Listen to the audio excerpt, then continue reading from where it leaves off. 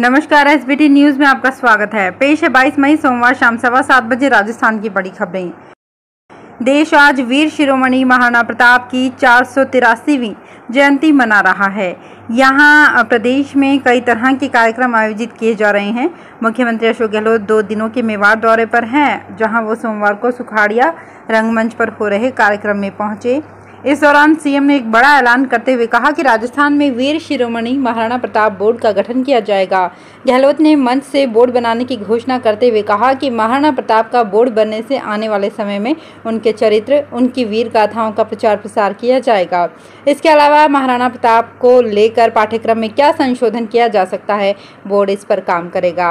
आपको बता दें कि इस कार्यक्रम में गहलोत के साथ मंच पर इस दौरान पीसीसी चीफ गोविंद सिंह डोटासरा, प्रभारी मंत्री रामलाल जाट, मंत्री अर्जुन बामनिया के अलावा बीजेपी प्रदेश अध्यक्ष सीपी जोशी मौजूद रहे। केंद्रीय परिवहन मंत्री नितिन गडकरी ने आज हनुमानगढ़ में 6 राष्ट्रीय राजमार्ग परियोजनाओं और 7 रेलवे क्रॉसिंग पर बने पुलों का लोकार्पण और शिलान्यास किया। नितिन गडकरी ने यहां पर कार्यक्रम को संबोधित भी किया। उन्होंने यहां प्रधानमंत्री नरेंद्र मोदी के विजन को आगे बढ़ाते हुए किसानों को अन्नदाता के साथ ही ऊर्जादाता बनाने की बात कही। गडकरी ने कहा, मैंने अपने कार्यकाल में आपकी सहूलियतों के मुताबिक ही सड़कों का निर्माण किया, चाहे दिल्ली से जयपुर हो, दिल्ली से कटरा हो, दिल्ली से मुंबई हो। ऐसे कई हाईवे और एक्सप्रेसवे हैं, इनसे पंजाब हरियाणा का पूरा ट्रैफिक यहाँ से होकर गुजरेगा, जिससे यहाँ के लोगों को कई रोजगार के अवसर मिलेंगे। राजस्थान बोर्ड 12वीं आर्ट्स 2023 के परिणाम अजमेर बोर्ड अब कभी भी जारी कर सकता है। 12वीं साइंस और कॉमर्स के नतीजे जारी होने के बाद अब बोर्ड 12वीं की आर्ट्स के नतीजे भी जारी करने की तैयारी में है। नतीजे आधिकारिक वेबसाइट पर जारी किया जाएगा। राजस्थान के राज्यपाल कलराज मिश्र ने महाराणा प्रताप जयंती पर उनकी प्रतिमा पर पुष्प अर्पित कर उन्हें श्रद्धांजलि दी। इस अवसर पर श्री मिश्र ने कहा कि महाराणा प्रताप देश के प्रथम स्वतंत्रता सेनानी योद्धा थे। उन्होंने कहा, राष्ट्र के प्रति प्रतिबद्ध होकर संघर्ष करते अपना सर्वस्व न्यौछावर करने की प्रेरणा किसी राष्ट्र नायक ने हमारे देश में दी है तो वो है महाराणा प्रताप।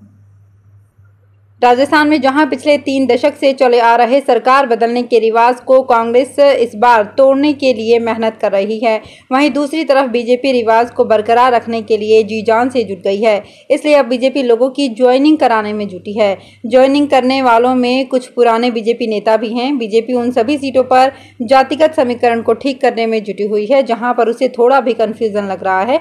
वहीं कांग्रेस अपनी इस सरकार को रिपीट करने के दावे कर रही है। राजस्थान में भीषण गर्मी के बीच हल्की बारिश का दौर शुरू हो गया है। एक दिन पहले उदयपुर नागौर में हुई बारिश के बाद कल भीलवाड़ा, झालावाड़, चित्तौड़गढ़ में भी पानी बरसा। तपन के बीच हुई बारिश ने कुछ राहत दी है। आज से अगले 4 दिन राज्य में आंधी बारिश का दौर शुरू होगा। इस दौरान राजस्थान के बीकानेर, जयपुर, भरतपुर और अजमेर संभाग के जिलों में आंधी बारिश के साथ कहीं कहीं ओले भी गिर सकते हैं। इससे तापमान में 4 से 5 डिग्री सेल्सियस तक की गिरावट हो सकती है। मौसम केंद्र जयपुर ने आज भी दोपहर बाद अलवर, भरतपुर, धौलपुर, झुंझुनू, सीकर के अलावा पश्चिमी राजस्थान के बीकानेर, चूरू, गंगानगर, हनुमानगढ़ जिलों में कहीं कहीं धूल भरी आंधी चलने के साथ कुछ स्थानों पर बादल छाने और हल्की बारिश होने की संभावना जताई है। देश को भगवान महावीर के बताए संदेश को अपनाकर सत्य और अहिंसा के रास्ते पर चलने की आवश्यकता है। इसी से ही मानव कल्याण होगा।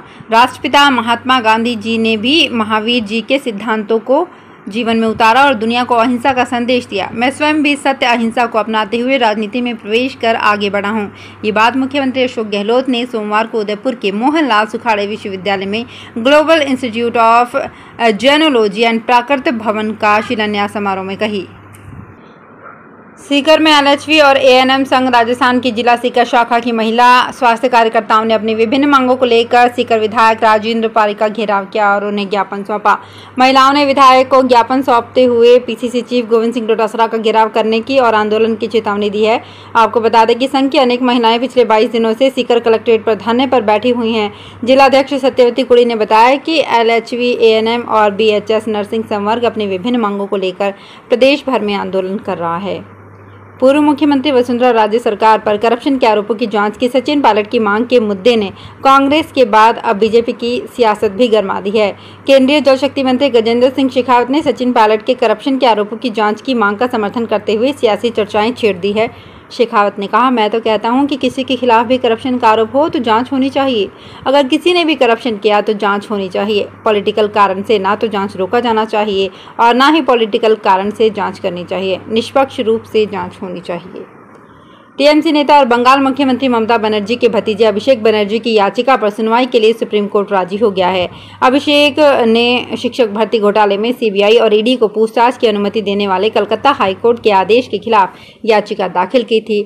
सुप्रीम कोर्ट ने सुनवाई के लिए 26 मई की तारीख तय की है। 19 मई को कलकत्ता हाईकोर्ट के जस्टिस अभिजीत गांगुली ने 2014 के टीचर एलिजिबिलिटी टेस्ट के आधार पर 2016 में चुने गए 32,000 उम्मीदवारों की भर्ती रद्द कर दी थी।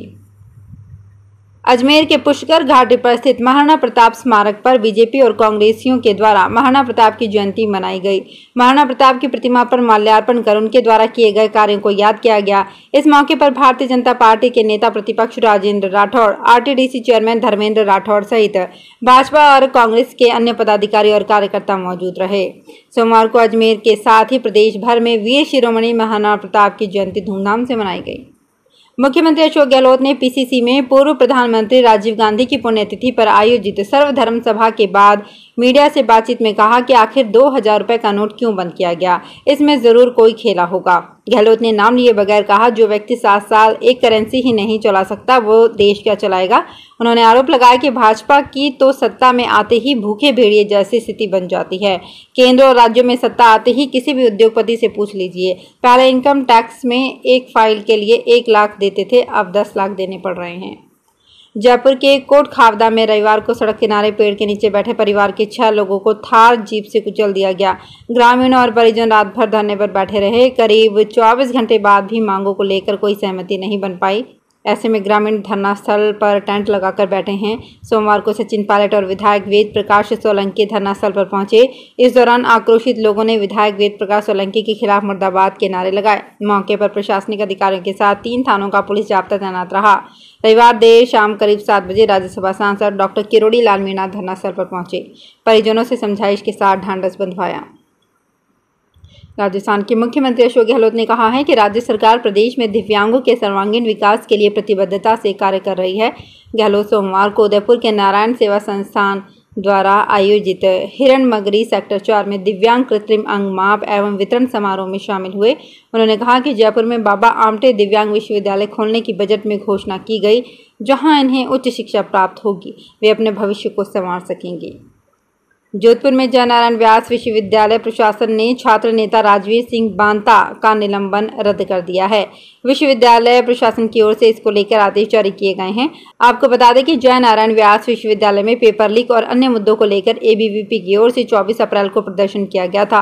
प्रदर्शन के बाद यूनिवर्सिटी ने छात्र नेता राजवीर को निलंबित कर दिया था। यूनिवर्सिटी कार्यालय के सहायक कुल सचिव छोटे लाल मीणा ने भगत की कोठी थाने में राजकार्य में बाधा का मुकदमा भी दर्ज करवाया था। निलंबन रद्द करने को लेकर एबीवीपी की ओर से विरोध प्रदर्शन भी किया जा रहा था। तो फिलहाल इस बुलेटिन में इतना ही। फिर हाजिर होंगे कुछ और बड़ी खबरों के साथ।